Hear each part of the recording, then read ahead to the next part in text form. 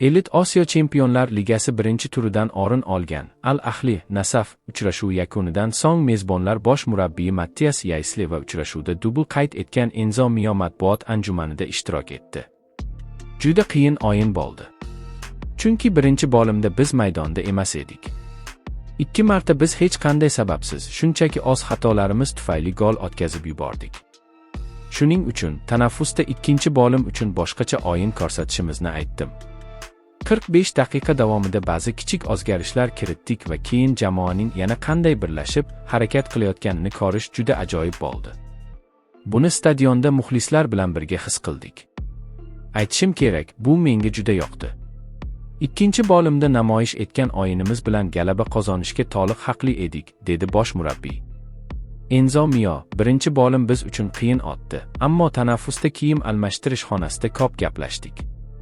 Maydonga boshqacha fikr bilan qaytishimiz, jarima maydoniga ko'proq hujum qilishimiz, ko'proq yugurishimiz va sifatliroq o'ynashimiz kerakligini kelishib oldik. Maydonda esa buni uddalay oldik va g'alaba qozondik. Birinchi bo'limda o'yinimizda ritmni topa olmaganligimizning sabablari ko'p. Biz aytib o'tganimizdek, raqib shunday himoyalanayotganida o'yinda top tezligi yuqori bo'lishi, bir tomondan ikkinchisiga tez o'tish kerak. Bundan tashqari raqibning so'nggi chizigini yorib o'tish kerak edi. Ikkinchi bo'limda bu ancha yaxshilandi va muxlislar bilan birgalikda haqiqiy kuchli o'yin ko'rsatdik. Bu esa o'z natijasini berdi. Jamoaning birinchi bo'limda yomon o'ynashiga nima sabab bo'ldi? Birinchi bo'limda yaxshi o'ynashimizga to'sqinlik qilgan sabablar ko'p. Biz tez o'ynash va topni bir tomondan ikkinchisiga o'tkazish muhimligini bilardik, ammo buni uddalay olmadik. Bu biz uchun juda muhim saboq bo'ldi. Bizda yaxshi jamoa bor. O'yinlardan tegishli xulosalar chiqarishimiz kerak. Ishonchim komilki, keyingi o'yinlarda bundanda yaxshiroq o'ynaymiz.